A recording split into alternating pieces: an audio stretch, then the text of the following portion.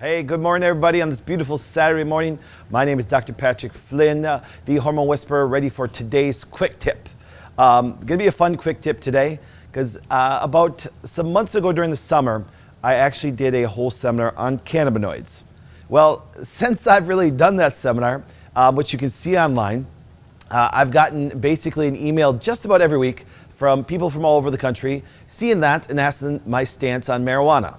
Okay, now, for example, is yes, cannabinoids, for example, we're going to get into detail, are a part of marijuana that way. So what we're going to do today is we're going to go through some very intense points about this. I know some of the things I say with you guys today aren't always going to sit right, but I want to kind of go through my journey as a practitioner, for example, and my understanding of it that way, and share, and I'm going to give you basically my science and everything behind it. But at the end, I'm going to also give the final thoughts, which is an opinion. I will always tell you, it's people that know me, if I give you an opinion, I'm going to tell you it's Dr. Flynn's opinion, okay? But to start this whole process, I always like to do this because when I start to actually have any talk about that way, the criticism came. So I want to set all of you guys at ease and start out with my first slide and get into rare form, okay?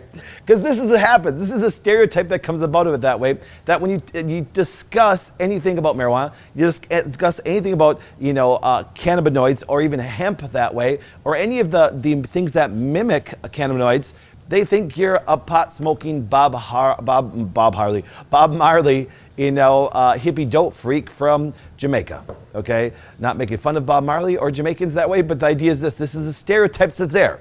So I want to kind of wipe that out because, once again, my evolution as a practitioner on this was very simple. In school, even when we went through all of our graduate courses and our doctorates and things like that, they taught you, a scheduled substance that is illegal. So then basically everybody writes it off. And then you have grandma and grandpa sitting there talking about marijuana. And the funny part is grandma and grandpa today could probably benefit massively from it. So let's start here.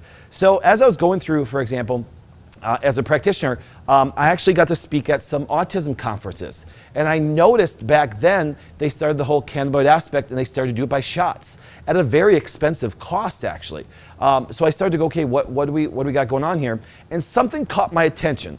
And this is the first part that I want you to go over. This is a big part that caught my attention. As I started to do some research on it to actually see what was kind of going on, I came across its patent. Hold the phone. I came across a government patent. Patent 6,630,507. So let me say it again. I came a patent on cannabinoids. And I actually started to read the patent. And I started to go, oh my goodness. The detail of it was quite as a practitioner, when I was actually looking for, neurodegenerative diseases that way, autoimmune disease, and guess what happens? Their patent goes in great detail about the cannabinoids, and it's oxidative, okay? It's antioxidants and neuroprotectants. Hold the phone right there, okay? So therefore, everybody's looking for anti-aging. Everybody's looking for things, for example, that slow the aging process down, because it's like taking this. If you bite an apple, and I said here, by the time I'm done with this show, guess what happens? They start to turn brown. It oxidizes, it breaks down because oxygen does a lot of damage to most things, okay? Well, antioxidants, which are very popular, actually can be consumed in many different forms, but they actually patent it as a antioxidant. But on the flip side, which is even more intense that way, guess what happened? They also, as neuroprotectant. Guys, think about this. I really want you to think about this. I remember, most of you guys know I love politics, and I watched, for example, Hillary's campaign that she was actually going to post a war on Alzheimer's if she was president. Do you understand? The patented form of neuroprotectant ingredients comes from marijuana, comes from cannabinoids, that with Alzheimer, with dementia, with, for example, Parkinson's, the government, so not an individual, the government has a patent on this. And I'm going, hold the phone, what the hell? What's going on here? So that started my whole venture on here. Now, I've read critics about the patent that way and said, well, the patent actually only covers the non-psychoactive, because the biggest debate, the biggest thing that everybody freaks out about, which you're going to get in my final thoughts, the biggest debate is the psychoactivity that some of the cannabinoids have. And so some of the critics are saying this. Some of the critics are going, well, the neuroprotectant and the antioxidant actually is more about the non-psychoactive. That's not true. Because I read multiple articles of all the people trying to talk about the non-psychoactive ones, but the psychoactive ones, the other cannabinoids in there, have to all work together for it to happen that way. So when you read criticisms of that, be very careful and read the fine detail of it that way, because what they're trying to do is they're trying to push you away from the massive benefit of it. So my adventure started there, and I started reading more and reading more and reading more, and then of course it led to the seizure aspect. And watch massive amount of videos, massive amount of testimonials, and then actually saw the science behind actually how it does calm it down. And that's a big part. We're going to get a little bit more into that way. So this right there, for example, actually started that venture. And if you read it, it's actually pretty intense. It talks about not only stroke, age-related, inflammatory, which you know, for example, I'm all about things that actually reduce inflammation that way, and autoimmune disease. So right there. So it's neuroprotectant. They actually have, it's neuroregenerative that way. It actually is antioxidant. But guys, the amount and rate of autoimmune disorders. That means, for example, any autoimmune disorder, rheumatoid, lupus, Hashimoto's, I can go on and on of all the Graves' disease, everything. All the autoimmune diseases known to man today, for example, the cannabinoids, actually from marijuana, have a very positive effect, actually calming the immune system down. See, they know that, for example, that all these things can be resolved from it, yet it's still scheduled as a class drug that you will get arrested for example, of a certain doses that way. So it's kind of a, kind of oxymoronic if you think about it this way. We have a whole war on drugs process that way, yet our own government has a patent on it that way. And the people that are critical of the patent, for example, are not being truthful in their writings of it that way because they're talking about the non-psychoactive part. That's not true, so here we go. And then here's part number 2, to do or not to do. Actually, cannabinoids, for example, have more than to do just with THC. THC, for example, is the one that actually people most well known for because it can change your mental state. It actually gives people the euphoric feeling. I even hate to say the word high, okay? The reason why I hate to say the word high is because, once again, everybody goes to Cheech and Chong in the big Volkswagen hippie van and actually smoke coming out of the back, or they think of Willie Nelson that way. Actually, the medical term is actually euphoria. I mean, the fact that there's a calming, there's a release of neurotransmitters, for example, that allow the body to actually be calming that way. Now, before we actually go any farther, you know me, I like to actually say hi to people that are out there. So hello everybody, good morning on the quick tip this way. Let's see who's all with us today.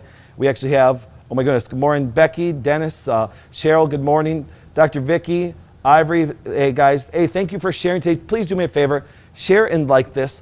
I know I'm gonna get a lot of criticism on this one, especially for people, for example, that want to fight the aspect and make critical comments on there. So please share so I can debate their comments on this. Good morning, Dr. Jeremy. Is CBD oil beneficial to leaky gut? Actually, we're going to get that there in a second that way. So thanks for the question, Cheryl. Okay. Good morning, Tony, for watching. So let's go on. So for example, when you look at, for example, what goes on in the most studied cannabinoid, obviously, is THC because of the psychoactive activity that way. Okay, that's their big criticism because, once again, what it does, for example, has a very calming effect. Now, some people, for example, actually, they can get paranoid. So that's one of the negative aspects of what they talk about when it comes to THC. That creates some paranoia that way. But paranoia, calming, and all of the effects, for example, they see from it, it's quite nice because with the calming effect and the autoimmune effect that it does, it reduces inflammation massively. So the benefits are, for example, so massive that if somebody gets a little bit too calm or falls asleep, I can't really criticize that too much. All right. So when you look at, for example, all the major cannabinoids that are there, majority of them are not psychoactive. And that's one thing, for example, that is has made hemp and other cannabinoid mimickers actually very important. You can get cannabinoids from other things. Now, once again, if you look at, for example, the things of being illegal, some states, for example, have it illegal. Some states do not that way. Wisconsin actually just within a couple weeks ago just passed legal hemp farming that way. And if I have anything to do with it, my contribution to making marijuana legal is actually very important for the purposes of what? Neurodegenerative diseases today that way. Now, on my thought here right now, I want to make this very clear, okay? We talk about the antioxidant purposes of marijuana. I can already see the questions coming in right now. Think about this, guys. So people say, Doc, we're going to get into number 3, which is most important to make a personal statement on, is smoking versus ingesting. Okay, it doesn't matter what you smoke. If you even look at this way, smoked fish, for example, or any food that's smoked can actually have some oxidative processes that way. When you smoke a cigarette, anything, there's a lot of oxidation created that way. And so what happens is, I want you guys to understand is this, and I'm gonna take a stance on this very strongly. Number one, is there a clinical and medical benefit to smoking? Yes, okay, why? Because when you smoke it, here's what happens. There actually is the cannabinoid delta-9 tetrahydrocannabinol, okay? Once again, a very important substance that calms the brain down very quickly, allows us to get out of stress very quickly. But here's my stance on it. So yes, there is a medical benefit to it. I can't argue that. I cannot. So all you guys that smoke it, I cannot, and that's gonna be your argument. On the flip side, I'm not a fan of smoking anything. So let me say it again. Dr. Patrick Flynn is making a stance to tell you right now, I'm not a fan of smoking. Oxidative processes can happen to your lungs and other tissues, which can cause damage, okay? That's why, for example, people that smoke it, yes, I understand it's a very quick high, and that's why people like it so much. But on the flip side, there's oxidative damaging things to smoking, and you can end up with cancer. So that's why I tell people, ingest it. And there's much more benefits to ingesting. So, make my statement, I'm against any smoking. Let me say that again. I'm against any smoking of anything, period. You shouldn't smoke a cigarette, shouldn't smoke marijuana. The great thing about marijuana, though, is you can actually ingest it, and there's a better medical benefit to actually ingesting it compared to smoking it. Let me give you an example. Yes, when you eat it, when you ingest it that way, you have an 11-hydroxy tetrahydrocannabinol, or actually it's even a form of the delta-9. What happens is, it's a metabolite of the liver. It goes in there, it metabolizes, the clinical benefit now goes systemic. See, a lot of people don't realize that when you smoke it, actually, it only hits certain areas of the body. It doesn't really become systemic that much, and systemic means all over to every tissue. When you eat it, it goes to the liver and metabolizes to actually 11-hydroxy, and it goes to every tissue and now has a stronger and longer lasting benefit. The only downfall, what people don't like, is, for example, it may take 2 to 3 hours for it to actually have an effect. Okay, so that's why when you see kids that have seizures, kids that are even adults that have any autoimmune condition or epilepsy, no joke, literally, I actually had a patient of mine text me the other day, Facebook me the other day, which, guys, you are allowed to Facebook me anytime that you want, okay? I do get back to people. It may take me some time because I get hundreds of messages, sometimes a day and week that way, but I will get back to you. So this patient of mine, actually, no joke, he actually Facebook because he knew a young man who had Parkinson's syndrome very badly. Okay, I think he's watching right now. And I said, listen, get some medicinal marijuana. Now, I don't want him to smoke it, but I don't care if he smokes it to start to get some clinical benefit. But once again, you don't want to smoke anything long term because you can know the negative effects of it that way. But I said, get some high grade, guess what, CBD oil from marijuana that way. Because what will it do? It will change those Parkinson's symptoms very quickly.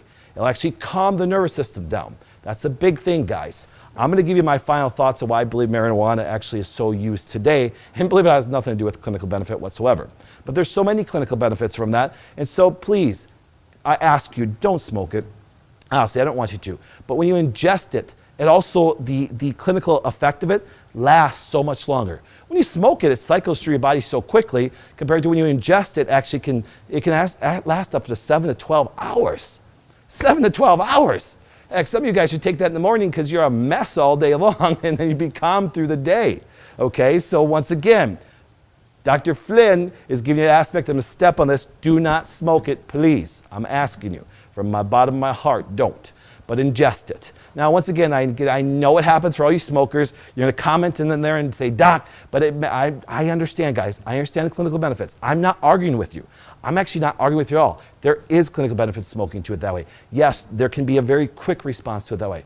But understand, long-term, smoking anything can be bad, all right? Just like Grandma said, smoking's bad. Okay, let's stick with Grandma on this one okay?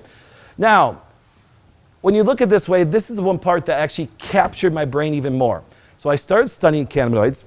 I started studying the effects of marijuana, and then guess what? No joke. They don't even teach us this in school. There's a whole cannabinoid system, and here's what it does. This is the greatest benefit. Number one, the endocannabinoid system is to regulate is a regulation system of your body to maintain homeostasis, to create balance, to create things to go back to normal that way.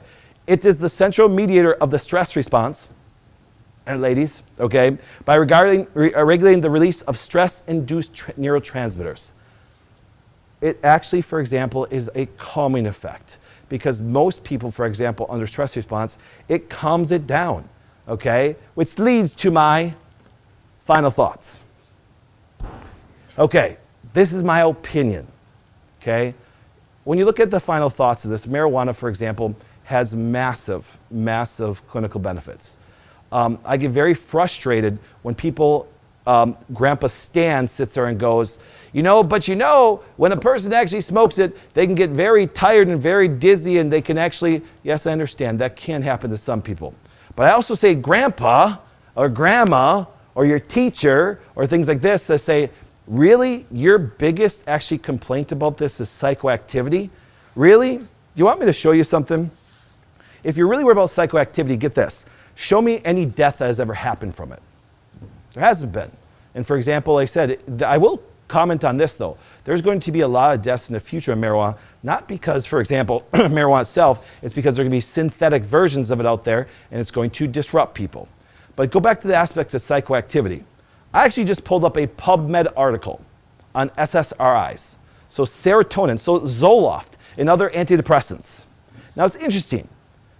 People are so worried about the psychoactivity of marijuana, but you know something? Nobody really discusses that when a child, aka, look at all school shootings and all these massive shootings. Okay, statistically, okay, from my understanding and reading about it this way, the majority, I won't say all of them, but the majority of them were taking some antidepressant.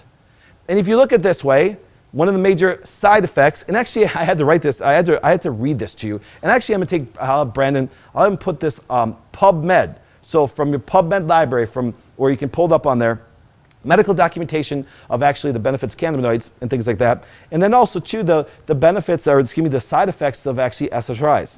And here's what it was on the suicide rate, okay, and here's what was written. However, in children, okay, here we go. However, in children and adolescents, there appears to be a bit of increased risk of suicidal intentions and attempts, but not complete suicides. So they go in the article and talk about, for example, that, well, at least they attempted it, but they weren't successful, okay? The rate doubles actually when it's taken an SSRI. Okay, this risk can be anticipated and managed clinically. Clinicians are therefore advised to maintain a close follow-up during the initial treatment periods and remain vigilant of this risk. This advisory, however, should not deter clinicians for the use of effective dosage of antidepressants for a sufficient period of time in every age group of every patient when clinically needed and found suitable otherwise. So basically say the massive risk of actually suicide doubles, okay? Doubles, let me say it again, when it comes to the psychoactivity of actually SSRIs.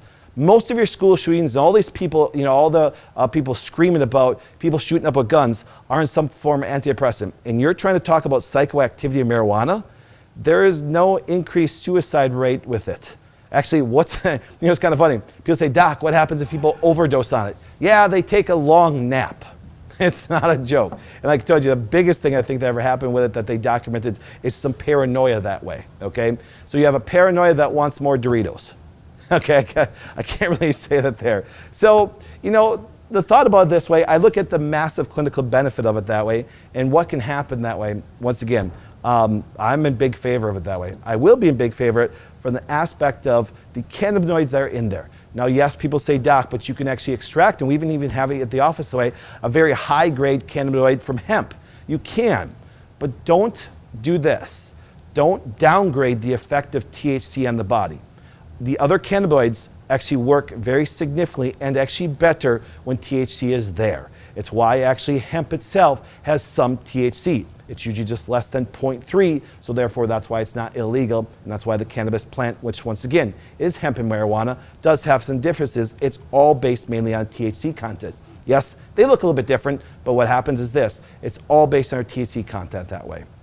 Now, it's kind of funny. So you get my position on this. I want to say hi to everybody as I see people making comments and getting feedback on people that way. I want to say good morning, Dr. Andrew. Wayne, oh my goodness, a young man I went to high school with. Okay?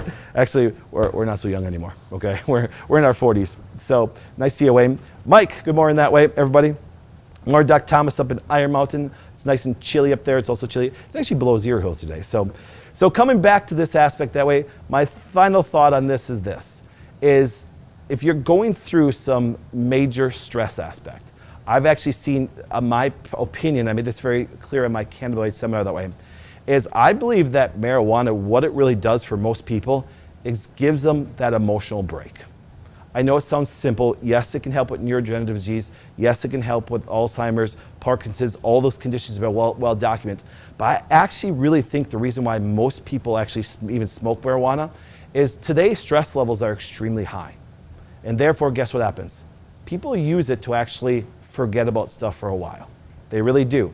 I watch people that do it. I know people that do it, okay? And what it does is the amount of stress people are going through, it calms their neurological system down.